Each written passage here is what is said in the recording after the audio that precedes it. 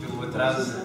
Vamos começar esta mesa que se chama Super-Heróis à Portuguesa, um pouco mais uma vez a tentar arranjar um fio condutor entre estas várias obras que nós vamos apresentar. E não sei se o Lameiras... Vocês têm exemplares dos vossos livros? Não. Eu vou buscar. Se não te importas. Porque há coisa de 2, 3 anos, não sei se lembras há quantos anos, João, num dos fóruns fantásticos, portanto foi aqui nesta sala, o João vira-se para mim e diz: epá, eu tenho ali uma coisa que eu aposto que tu vais gostar. Então se não te importasses de ir buscar, então já... E no fundo já estão a perceber. Já agora eu peço desculpa, faço as apresentações. O José de Matos Cruz, o Daniel Maia daquele lado, o Luís Filipe Silva, que é a pessoa que vocês não vão estranhar, que eu vou limitar bastante o tempo, por razões óbvias, de ele se ter esticado um pouco mais numa apresentação anterior. Também não tens aí o livro, claro. É sempre assim, vocês são terríveis. Tens aí? O Paulo.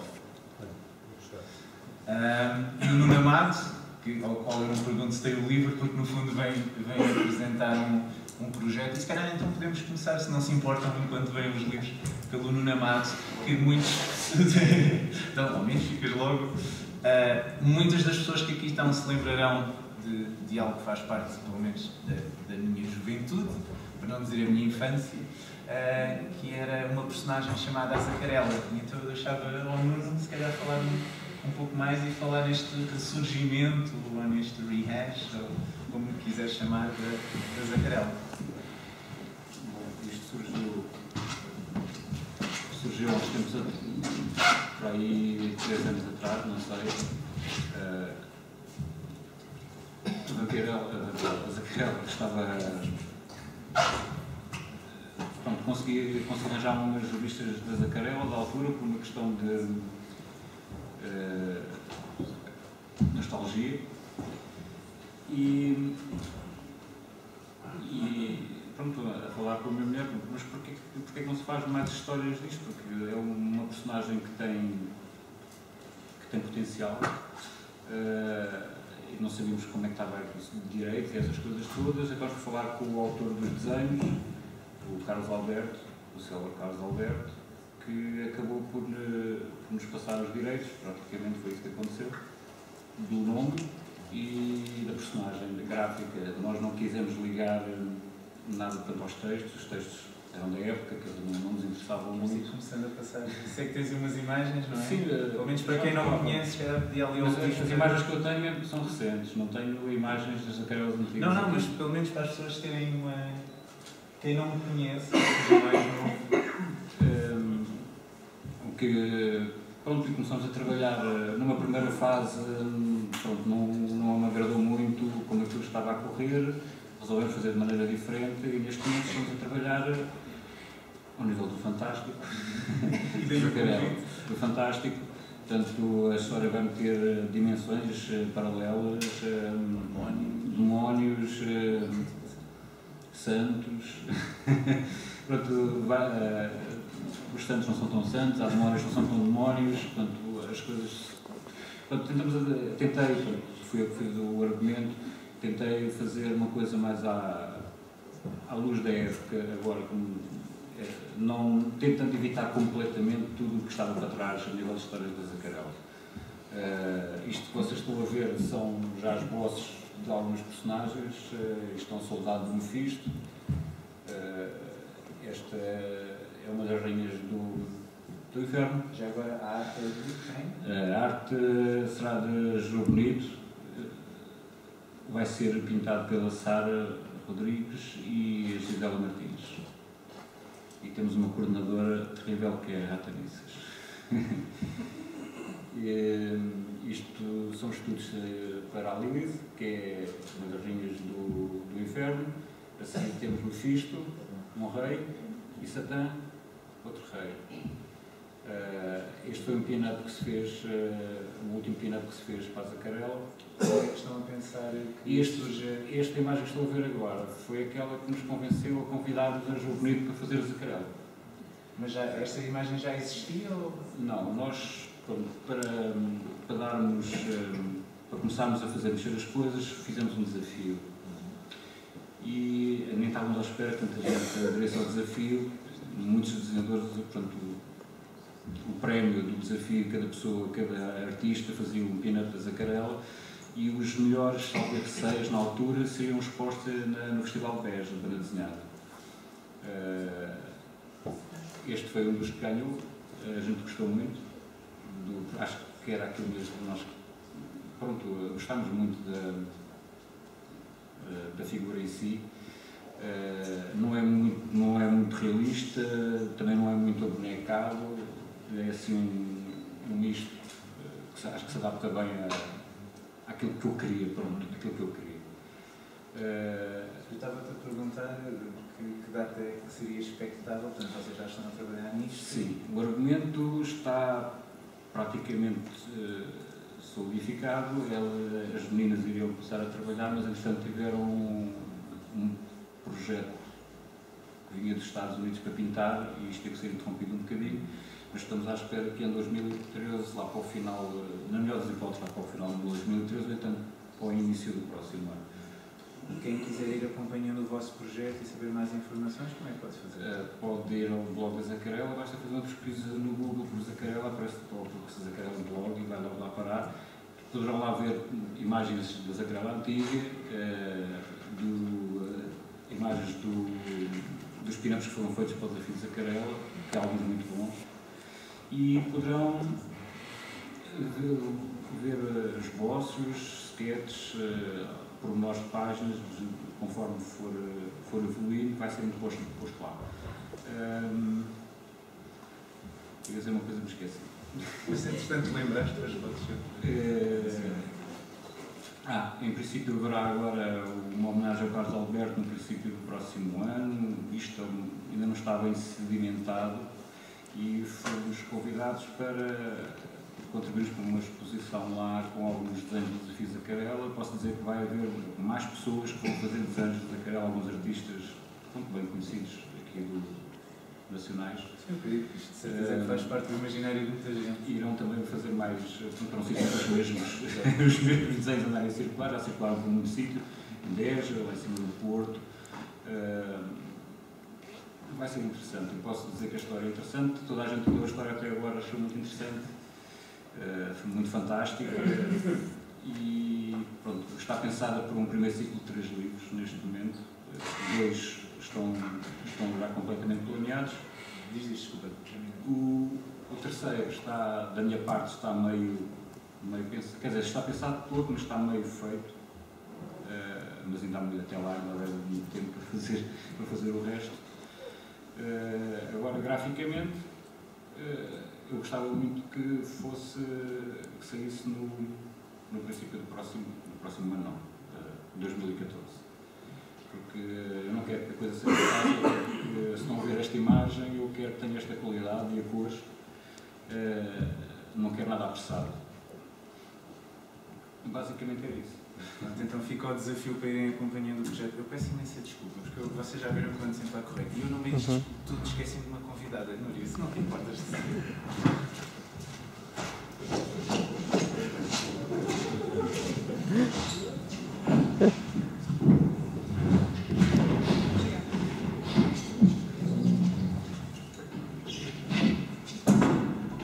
Que é a Núria Bernardo, na ausência, porque eu também me esqueci de dizer que o João Leitão, infelizmente, teve um problema de família e não pôde vir. Portanto, a Núria, como faz parte da equipa do Capitão Falcão, teve a gentileza que eu retribuí com esta loucura. Portanto, bem-vinda.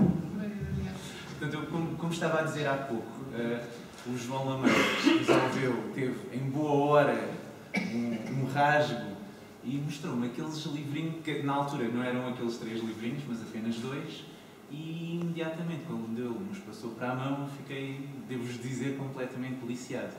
Portanto, eu pedi ao José Matos Cruz, que no fim é o iniciador desta história do Infante de Portugal, que nos falasse um pouco sobre os seus livros.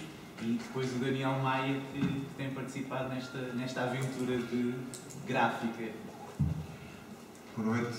O Infante de Portugal começou com um mini-conto, uma história muito pequenina, dentro de uma série que começou por ser um livro publicado em 2003 que se chamava Os Entretantos que tinha como subtítulo 100 anos sem histórias, que era, portanto, o século XX português.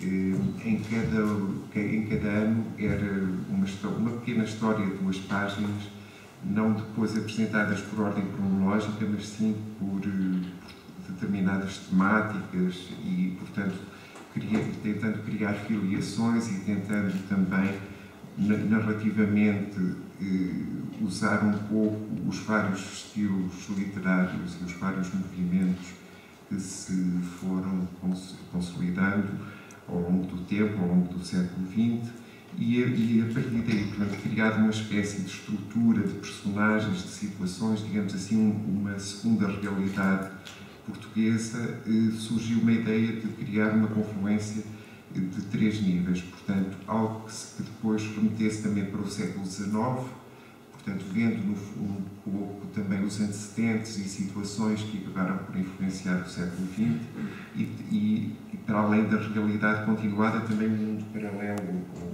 digamos assim, um ambiente mais fantástico. E foi precisamente dentro dessa vertente mais fantástica que decidi usar um pouco aquilo que foi sempre a minha afeição, que é a banda desenhada desde miúdo, como leitor, infelizmente não como criador, porque não sei desenhar 2 riscos com grande expressividade. Mas depois, portanto, surge nessa pequena história, nesse pequeno conto, uma personagem que é um pouco também uma homenagem a determinadas valências que foram sempre seguidas na banda desenhada portuguesa. E daí, portanto, que eu decidisse desenvolvê-la depois naturalmente, embora curiosamente nessas 2 páginas já aparecesse o nascimento e a morte, pelo menos uma morte simbólica do Infante de Portugal, que é algo que ficou latente depois, digamos assim, ao longo da trilogia. Depois de concluído uma pequena série de histórias onde eram definidas outras personagens para além, dentro desse universo formatado e ficcional, em que aparecem vários personagens, por exemplo, outros eventuais super-heróis, como uma personagem chamada o Fado, outra personagem feminina que se chama a Fada, e entretanto, também um eventual antecedente do Infante de Portugal, que seria uma personagem chamada o Constável Lusitano, portanto, o grande inimigo, digamos assim, de todas estas personagens, que é um herói, ou anti-herói, que se chama o Vulcão. Tudo, de algum modo, foi ganhando uma determinada consistência, porque não se trata de propriamente um universo de grandes lutas ou de muita ação, mas é sobretudo algo que se vai desenvolvendo numa certa narrativa de factos que procuram, com alguma ironia, rever a realidade portuguesa nos últimos tempos. E, portanto, logo no primeiro livro, quando começou por ser uma edição ainda para oferecer aos amigos, eu finalmente pude, portanto, ter um pretexto para convidar uma série de artistas e de criadores que fizeram também, digamos assim, que compuseram e que sagraram o meu imaginário desde a adolescência, desde, por exemplo, o José Garcês e o José Rui, e depois, e ao mesmo tempo, também convidar outros artistas que foram desenvolvendo a banda desenhada dentro das suas modulações e da sua expressividade mais recente. Até que no segundo livro surgiu a oportunidade de convidar também o Daniel Maia, que era alguém cuja sensibilidade e cuja transfiguração, cujo engenho me parecia poder atribuir uma outra solidez e uma outra densidade à personagem. Daí que transitássemos para, portanto, depois de reeditado o primeiro e editado o segundo livro em 2011 e em 2010, partíssemos de facto para, digamos, para aquilo que seria o culminar das aventuras do Infante de Portugal, que é As Sombras Mutantes, finalmente saído este ano. Com uma outra característica que me pareceu muito interessante. Não me interessa apenas um olhar ou uma estética ou um estilo gráfico, mas sobretudo perspectivas, ângulos diferentes de olhar, no fundo, esta realidade, que é uma realidade algo mítica e que eu depois tentarei analisar mais sobre a personagem do Infante de Portugal.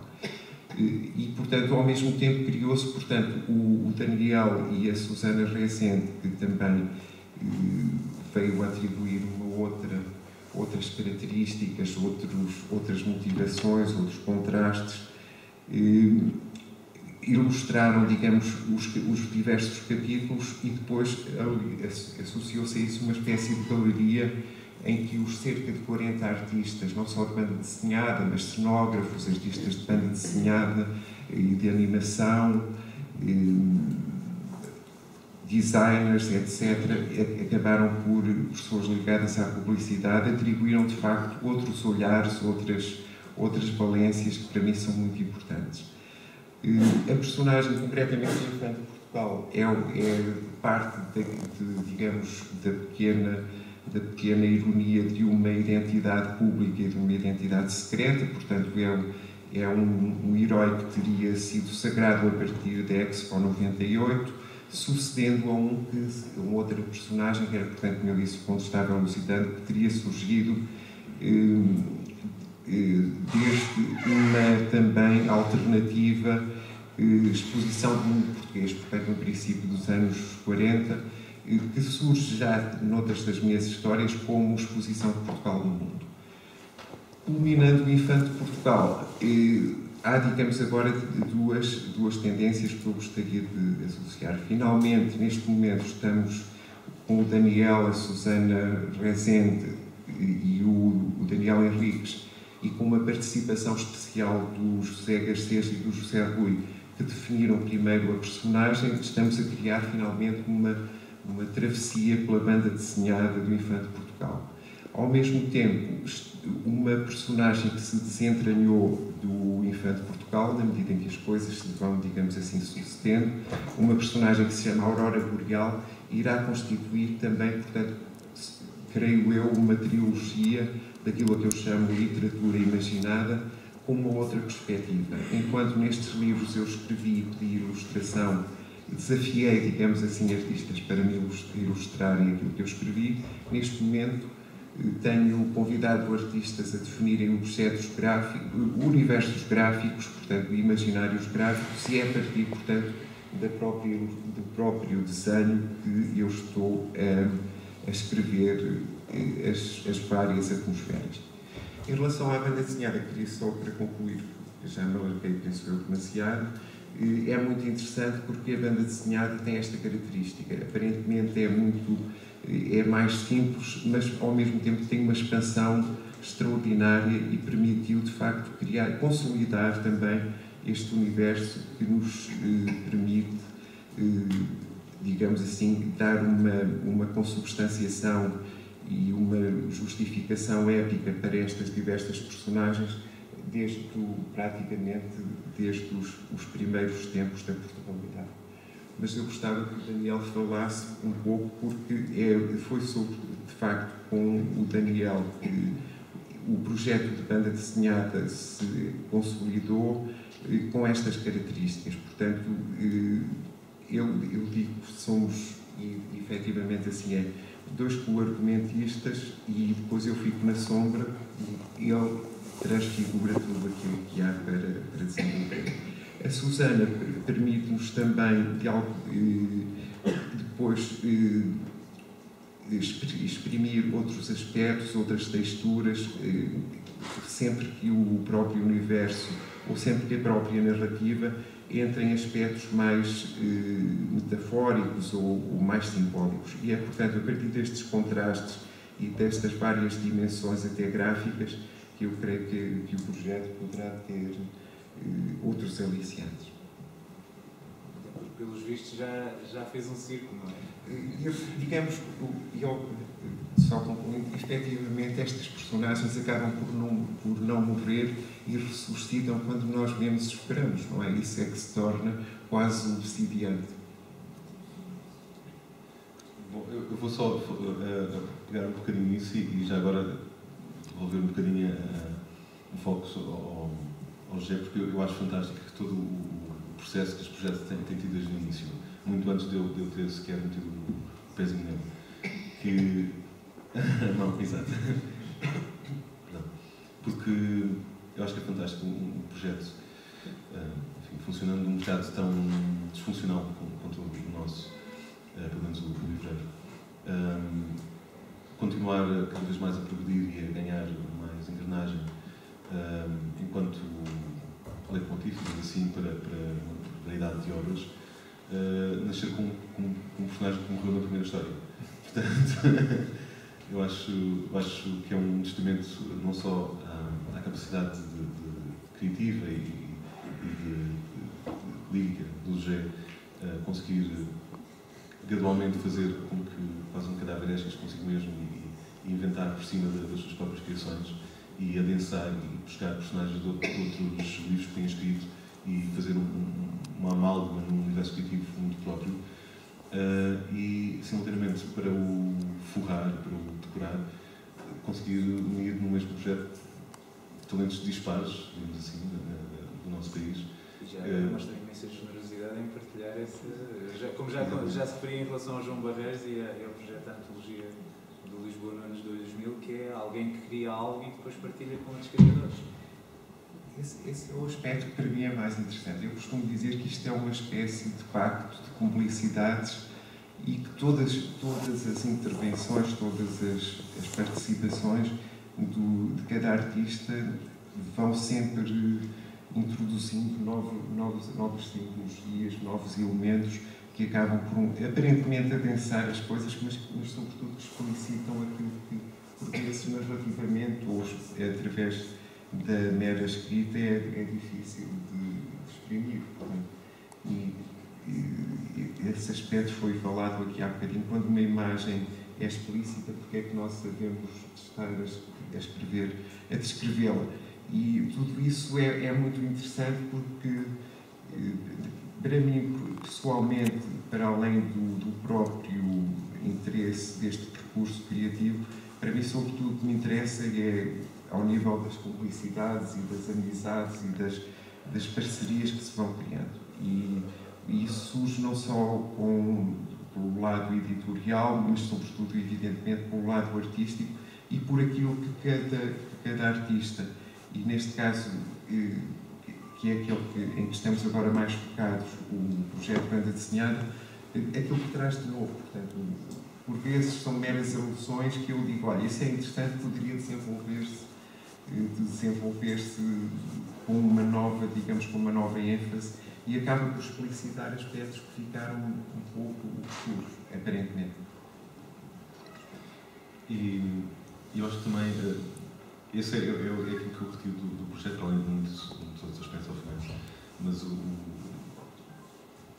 a grande recompensa disto é poder efetivamente privar com o Gé o Gé, para quem não sabe, foi um dos nossos pais da demasiada em Portugal. Ele, portanto, há 40 anos. Já agora, se eu puder, e que já não é a primeira vez que vem ao Fórum Fantástico, Exatamente. mas esteve envolvido na homenagem que nós fizemos ao António de Macedo. Exatamente. Isso são outras cumplicidades e outras afetividades. O meu primeiro texto sobre...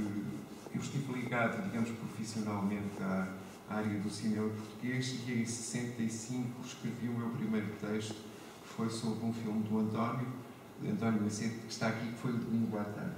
E, de facto, no fundo, muitos anos depois, 10 anos depois, digamos assim, acabamos, num domingo à tarde, quase, reencontramos no Instituto Português de Cinema. E esta forma como as coisas se vão reinventando, como a realidade se vai reinventando, é aquilo que para mim é mais fascinante. De facto, se não for assim, não creio que acabamos por ficar todos um bocado perdidos na nossa própria solidão, digamos. E é sobretudo neste projeto Até agora participaram cerca de 40 artistas. Eu digo que são o Alibaba e os 39 artistas, porque eu sou o 40º, se assim posso considerar.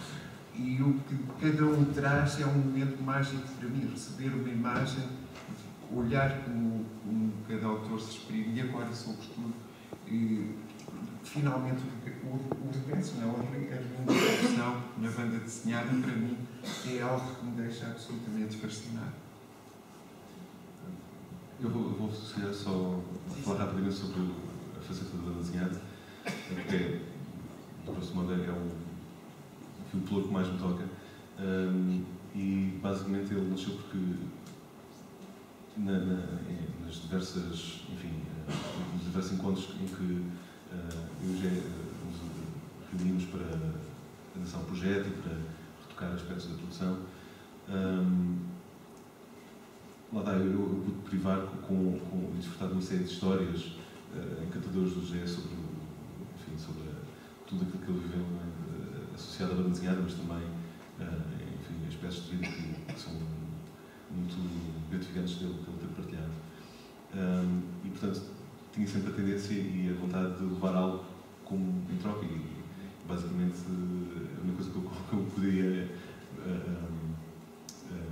fazer um tributo seria, portanto, com desenhos. Então, certa vez levei, em jeito de surpresa, uma adaptação por banda desenhada em 4 páginas do tal conto curto inicial que o José escreveu sobre o Infante Portugal, e que depois foi reproduzido um extra neste último volume, um pouco fechando o ciclo em toda a história, porque também o primeiro conto curto foi introduzido no primeiro volume. E portanto, nós, posteriormente à conclusão do terceiro livro, falámos de tão grande que é o manancial de ilustrações e desenhos e dispostos que, ao longo deste tempo todo, o José reuniu para os seus colaboradores, que seria necessário fazermos um artbook para melhor fazer um tributo também a toda essa versatilidade da parte dos autores. E pensámos em, se calhar, para essa ocasião, finalizar, apesar de não ter sido isso o intuito inicial, fazer essa banda desenhada curta, uma espécie de pequeno extra. E, entretanto, a criação do Infante, tal como do primeiro conto curto para o primeiro livro, galopou um pouco sobre aquilo que era a égide inicial. Neste momento, a parte do artbook na publicação é uma coisa mínima e já vamos para 40 e poucas páginas de escrita para as mesmas de banda desenhada, que eu, como disse o José bem, vamos ter os outros nossos colegas a colaborar, não é? Portanto, logo em primeiro lugar, com 2 câmbios especiais da parte do José Rui e do José Seis, que tiveram a prestabilidade de querer participar nesse sentido. E portanto, vamos seguir um bocadinho com uma vertente que nós já explorámos no terceiro volume, que foi sempre que havia uma visão onírica, mais fantástica. Ela era ilustrada pela capacidade plástica da Susana Rezende, por vezes até enfeudando o desenho dela no meu, e portanto isso vai continuar a ser uma tendência na banda desenhada. E para tortilhar um bocadinho as responsabilidades da banda desenhada, a vertente presente do álbum, da réplica atual, será arte finalizada pelo Daniel Henriques, que é um arte finalista que também agora começa a dar cartas, e bem. E tudo o resto que sejam prólogos ou flashbacks, eu farei sozinho. E, efetivamente, pronto, mantém-se a vertente colaborativa, portanto, eu não me acho tanto um co-argumentista como o José disse, porque a única coisa que eu digo é: então, e se a gente fizéssemos uma coisa fixe assim, agora, naquela sequência? E ele lá me ouve e faz um bocadinho de esforço por talvez. Então, quer dizer, em breve vamos ter novidades do universo do Infante Portugal. Exato. Neste momento, portanto, eu finalizaria isto. Para mim, foi a forma como as coisas convergiram para, artisticamente e através da sensibilidade. Se finalmente o Infante chega à banda desenhada, é porque há, digamos, uma componente artística que o Daniel trouxe, isso para mim é muito importante, e por outro lado, se eu desenvolvo através de regresso à literatura o projeto da Aurora Boreal, é muito interessante que as coisas estão-se a desenvolver paralelamente, isto é, por vezes surgem determinados enigmas ou determinados elementos que só irão a ser explicitados depois na Aurora. Portanto, lá tivemos uma transposição e, ao mesmo tempo, uma conjugação sempre presente. Então eu passava a palavra ao Luís Filipe Silva para dizer não porque ficará para o fim, porque por razões que depois nós explicamos. Então, muito sucintamente, então dizer que raio de heróis à portuguesa são estes, esta história desenterrada. Bem, eu acho que a maior parte de vocês já conhecem o projeto da Pulp Fiction, que foi apresentado o ano passado aqui, de uma forma fantástica, e que basicamente é uma simulação, ou é uma criação a partir do conjunto de moldes nacionais e internacionais de uma história popular, supostamente legítima e verídica dentro das páginas do livro, mas que não existiu efetivamente. O livro, se vocês olharem para o livro praticamente não vos existe. É um livro que se assume como uma peça, como uma relíquia vinda de um universo alternativo em que a Pulp Fiction, a ficção popular, tal como entendida nos moldes americanos e britânicos que se